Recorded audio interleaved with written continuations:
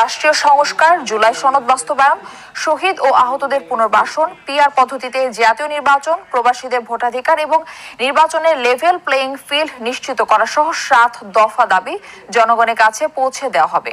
তাদের আজকের জাতীয় সমাবেশ ফ্যাসিবাদ মুক্ত বাংলাদেশ গড়ার ঐতিহাসিক মহড়া ও দেশের রাজনীতির টার্নিং পয়েন্ট বলেও জানান তারা। এত বড় সমাবেশে অংশ নিতে পেরে খুশি জামায়াতের কর্মী সমর্থকরা। আমরা সবাই উদ্দেশ্যে চাই যে আমরা জনসভায় গেলাম, আমরা করেছি মতিয়ার প্রফেসরে আমরা পাশ করাবো।